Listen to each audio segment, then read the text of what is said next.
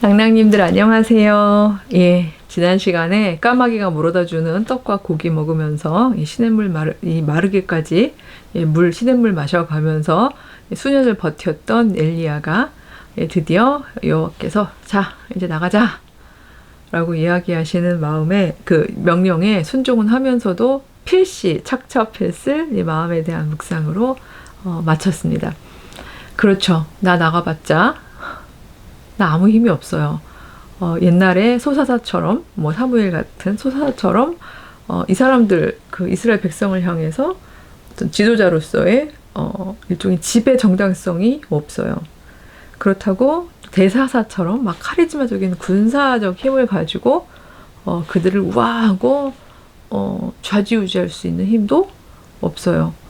예, 근데 내가 뭘 가지고 어떻게 참 저 말도 안 되는 상황에서 여호와의 말씀을 전달하고 선한 싸움을 싸울 수 있을까요? 이런 생각을 하면서 이제 걸어가고 있었을 텐데 그걸 여호와께서 아셨던 것 같아요. 그러니까 직접 아합에게 가기 직전에 엘리야에게 하나의 체험을 하게 하시죠. 그것이 시돈에 속해 있는 사르밧의 한 과부를 향하여 가게 하는 그런 이야기가 나오는데 이게 참 신기한 게요. 시돈 땅 사르밧 과부라고 하면 이게 이스라엘 사람이 아니거든요. 지금 이스라엘의 행악함 가운데로 가야 되는 상황인데 아니 왜 뜬금없이 시돈 땅 사르밧 과부에게 가는 거지? 라고 이제 생각을 이제 하게 될 것 같은데 근데 더 독특한 것은 내가 그곳 과부에게 명령하여 내게 음식을 주게 하였느니라 라고 이야기를 하고 계시는 점입니다. 엘리야가 생각할 때 이 부분이 굉장히 궁금했을 수 있을 것 같아요. 이 당시에 가장 팽배한 신 개념은 민족신 개념이었어요. 그러니까 무슨 말인가 하면 즉 바벨론 시티에는 바벨론 시티를 수호해주는 수호신이 있는 거고요.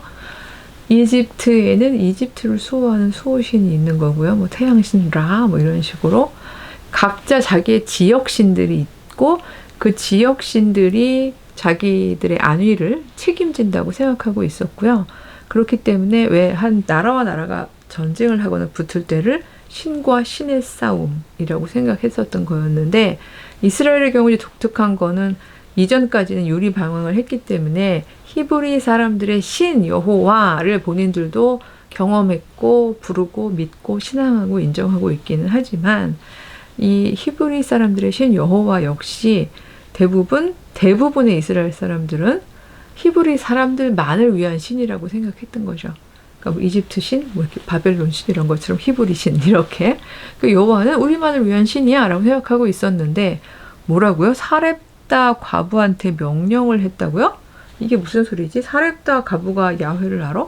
여호와의 영을 받을 수 있어? 여호와의 영과 소통할 수 있어? 이럴 수 있는 상황이 될 것 같은데 이 일련의 사건들은 엘리야에게 하나님의 힘에 잇대어서 내가 살아간다는 그것이 얼마나 안전한 그게 정치적, 군사적 혹은 종교적 지위를 얻는 것보다 얼마나 안전하고 강한 힘인가 하는 것을 먼저 경험하게 하셨던 것 같아요. 요즘에 백신 맞아야 되냐, 그거 안전하냐, 이런 얘기들 하죠.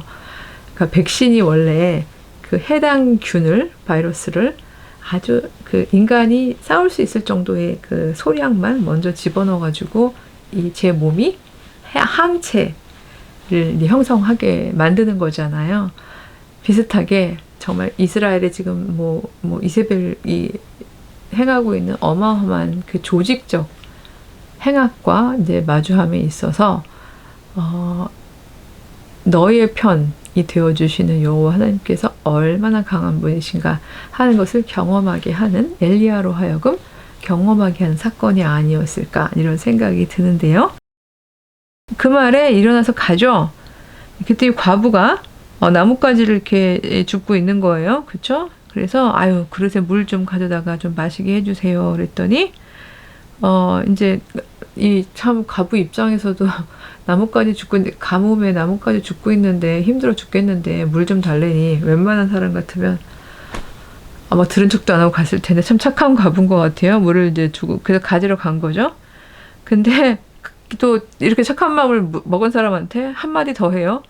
야, 가는 김에 떡 한 조각도 좀 갖다 다오. 이렇게 얘기를 하는 거죠. 이 과부 참 착해요. 12절에 보면 이렇게 나옵니다. 당신의 하나님 여호와께서 살아계심을 두고 맹세하노니, 여기는 막 사렙다 과부도 이 문장을 사용하는군요. 나는 떡이 없고 통에 가루 한 움큼 병에 기름 조금뿐입니다. 지금 이 나뭇가지를 춥는 이유도 이걸 주워다가 불을 지펴서 나하고 내 아들을 위하여 음식을 만들어 먹고 그 뒤에는 죽으려고 합니다. 마지막 남은 음식입니다. 정말 마지막 밥을 우리 아들에게 해주려는 겁니다. 갑자기 눈물이 나죠? 예. 아들에게, 왜냐면 이 과부라고 되어 있잖아요. 과부라는 말은 그야말로 이 당시 시스템으로 치면은요, 그 자체로도 이미 소망이 없는 자예요. 그쵸? 자기를 도와주고 보호해주고, 지난 시간에도 뭐 낭만적 사랑 얘기도 하고 온갖 얘기 했습니다만, 남자는 지키는 자이고, 그쵸? 여자는 브라보만 하면 된다고 그랬는데, 과부는 브라보 해줄 사람이 없는 여자예요. 나를 지켜줄 수 있는 남자가 없는 자인 거죠. 그랬던 과부가 유일하게 아들 하나 있는 거예요. 근데 이 아들이 장성하게 자랄 때까지는 계속 먹여 길러야 될 텐데 기근이라 먹을 게 없는 상황이죠. 그래서 이제 먹고 죽으려고 그래요. 그랬는데 그 말에 여기 뻔뻔하게라는 말은 없습니다만 13절에 엘리야가 두려워하지 말아라. 걱정하지 말고 내 말대로 해라. 나를 위하여 작은 떡 한 개를 만들어서 가져다 다오. 그리고 너하고 네 아들을 위해서 만들면 되지 않겠니? 라고 이야기를 하는 거죠. 그러니까 좀 나눠 먹자. 그 얘기죠.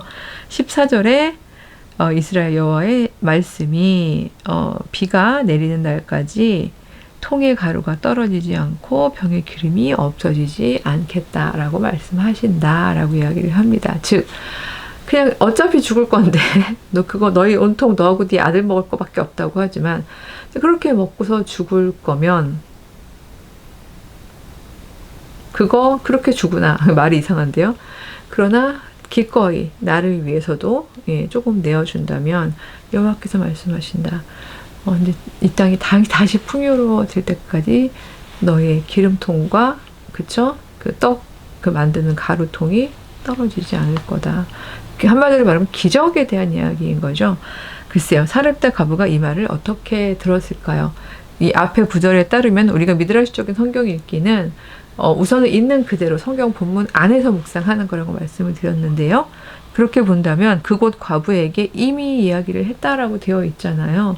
그럼 여호와께서는 과부에게 꿈으로 말씀하셨을까? 아니면 성품으로 만나셨을까? 뭐 이런 여러 가지 상상을 하면서 그런데 그 만남 속에서 어디까지를 확신하게 하셨을까? 이런 생각을 하게 됩니다. 그리고 자꾸 이제 이입을 하게 되는 거죠. 저도 아들 하나 키우는 외동 아들 하나. 그렇다고 뭐 과부는 아닙니다. 뭐 얘기 더 안 할게요. 예, 요즘에는 근데 좀 덥습니다. 남편이. 근데 묵상을 해야죠. 엘리야의 말대로 가서 한 거예요. 뒤에 말을 믿고 했을지 굉장히 궁금하지만 어쨌든 그 말대로 해서 정말 힘없는 중에 떡을 빚어서 선지자에게도 준 거죠. 그랬더니 16절에 보면 그 말씀하신 것 같이 가루가 떨어지지 않고 기름이 없어지지 않았다라고 되어 있는데 그럼 이게 해피 엔딩이어야 될 텐데 그러고 또 일이 벌어지죠.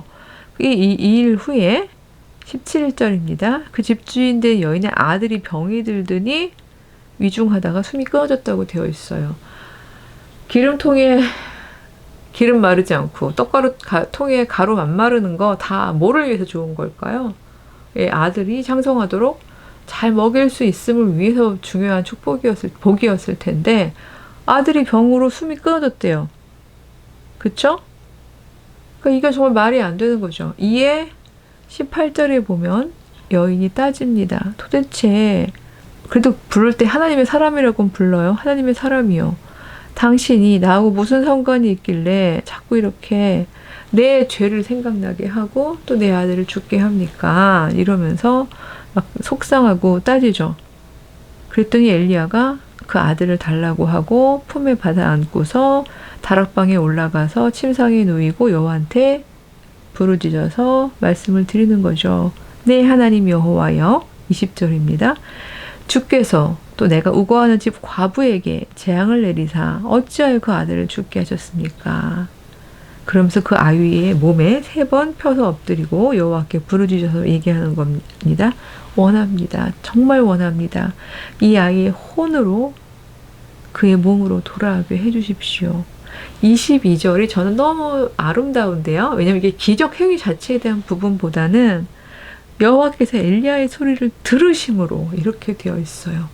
엘로이, 들으시는 하나님, 감찰하시는 하나님, 그리고 엘로이는 보시는, 감찰하시는 하나님의 뜻이 있었습니다만 여기서는 들으시는 하나님인 거죠. 여호와께서 정말 엘리야가 그릴 시냇가에서 혼자서 그렇게 힘드는 가운데서 이런 무리한 간구나 무리한 부탁의 기도는 하지 않았을 거예요. 그쵸? 그런데 이 과부의 아들이 정말 유일한 소망이었던 아들이 숨이 끊어진 모습을 보면서 여호와께서 만약에 미리 말씀하신 것도 아닌 상황에 이 상황은 왜 사렙다 가브한테 뭐 미리 얘기했다라고 얘기하는 구절은 있습니다만 이 구절의 내용에 보면 이 모든 일들을 통해서 영광을 돌리기 위해서 내가 다 생겨낸 일종의 플롯 구성이니 엘리야야 걱정하지 말아라. 이럴 때 당황하지 말고 그 아이를 데리고 다락방으로 가서 3번 그 위에 엎드려라. 이렇게 묘사가 되어 있지 않은 거예요. 오히려 엘리야 입장에서는 너무 민망한 거죠. 그쵸? 예.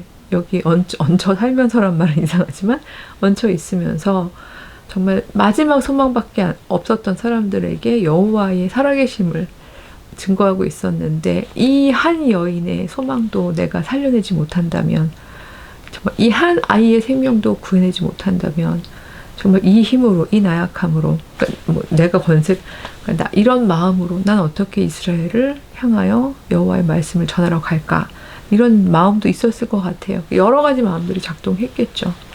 네, 그래서 그 원망을 오롯이 받으면서 홀로 가서 기도하는 거예요. 여호와 제발 저의 원을 들어주세요. 여호와께서 들으셨다고 나와 있는데요. 이것이 정말 이 땅에 많은 과부들이 있고 이 땅에 많은 아이들이 정말 병들어 죽었겠지만 모든 아이들을 다 살리신 건 아니잖아요. 이 아이를 특별히 사랑하셔서 살렸다라고 가게 되면 그건 또 하나의 이기심이 될 것 같아요. 종종 그런 신앙 고백하시는 분들이 있더라고요. 나를 특별히 사랑하셔서 이런 얘기하시는 제가 아는 어느 분은 되게 열렬한 불교 신자가 되셨는데 이유가 그 시어머니가 늘 그러셨대요. 그 시어머니 6.25 때 그 시어머니 가족은 모두가 다 해를 한 번도 입지 않은 거예요. 근데 그 아는 분은 굉장히 많은 피해를 입으셨던 분인데 결혼을 해봤더니 기독교인 시어머니가 아휴 우리 하나님 나를 특별히 사랑하셔 우리 집엔 정말 아무도 손끝 하나 닥친 사람이 없다라고 얘기를 매번 하시는데 그 말에 계속 상처를 입은 거죠. 이제 무신론자였던 며느리였지만 신을 모르는 며느리였지만 정말 저렇게 저런 편애를 하시는 분이라면 하나님이 그렇다면 우리 집은 뭐지? 이렇게 생각하면서 최소한 우리 시어머니가 믿는 하나님은 안 믿을 테야 이런 마음을 갖게 되었다라고 이야기하시는 분을 들은 적이 있었는데 얼추 비슷한 일이 벌어질 수도 있는 상황이 되는 거잖아요. 그렇죠? 그래서 이 사렙다 가부 이방 여인이거든요. 예. 하나님의 사람이란 사람이 와가지고 기껏 그래 쌀가루 기름 고마워. 근데 이게 다 뭐를 위해서 필요한 건데 이렇게 생각하면서 있는 이 여인 한 여인만을 위해서 이 여인의 상한 심령을 고쳐주고 소망을 주기 위해서만 이 아이를 살렸을까 생각해 봤을 때 그도 있었겠지만 한편으로는 엘리야로 하여금은 이 간구함과 이 간절함을 통하 여호와께 아를 때에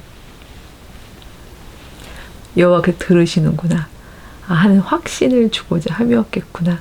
이 확신을 가지고 일대 닭의 싸움이라도 흔들림 없이 가능할 것이라는 확신을 주고 싶으심이 아니었을까? 왜냐하면 이 간구는 이 엘리야 개인을 위한 간구도 아니고 사렙다 과부 한 사람만을 위한 이기적 간구도 아니었고 그야말로 여호와께서 즉 살리시는 영이신 여호와께서 행하시는 그 역사에 대한 간구함이었는데 이걸 들어주시고 이 아이를 살려내는 경험을 하게 해주시는 거구나. 그래서 일종의 백신과도 같은 사건이었구나. 이런 생각을 하게 되는 거죠. 이 에피소드의 엔딩은 해피 엔딩이에요. 24절에 보면 여인이 엘리야에게 이렇게 얘기하죠. 내가 이제야 당신이 하나님의 사람이고 당신의 입에 있는 여호와의 말씀이 진실한 줄 알겠습니다. 이렇게 이야기를 하는 거죠. 그냥 습관적으로 선지자 집단에 있는 자기들이 자칭 하나님의 사람이라고 얘기하는 그들이구나 라는 의미에서 이름을 그렇게 붙이긴 했지만 기적행위 하는 거 보니까 영험하긴 하구나 이렇게 인정은 했지만 그래도 그때까지는 이게 진심으로 우러나온 생각이 아니었던 거였는데 바로 이 사건을 거치면서 그렇게 얘기하는 거죠. 무엇보다 방점은 여기 있는 거예요. 당신 입에 있는 여호와의 말씀이 진실한 줄 알겠습니다. 이거는 사렙다 과부에게만 감격의 말이 아니라 듣고 있는 엘리야에게도 굉장히 큰 위로와 힘과 격려가 되었을 것 같아요. 오랫동안 고립되어 있으면서 자기 확신이나 또 제도적 힘에 대한 불신이나 이런 것들이 아합에게로 나아가는 것이 주저주저 되었을 텐데 일종의 백신을 맞는 것도 같은 이런 사건을 통해서 이제 엘리야는 담대함으로 나아갈 수 있었겠죠. 숫자는 중요하지 않다. 내가 여호와의 말씀을 맡아서 내 입으로 그 맡은 말씀을 전하는 하는 여호와께서는 나를 들으시는 분이시다. 라는 확신을 가지고 담대하게 나아갈 수 있었겠죠. 나아가서 일어나는 일들 우리가 굉장히 많이 다루어 봤고 많이 아는 내용인데요. 그 내용을 또 우리는 어떻게 조금 다양한 관점으로 살펴볼 수 있을까 하는 것을 이어서 해보도록 하겠습니다. 다음 시간에 만나요. 안녕.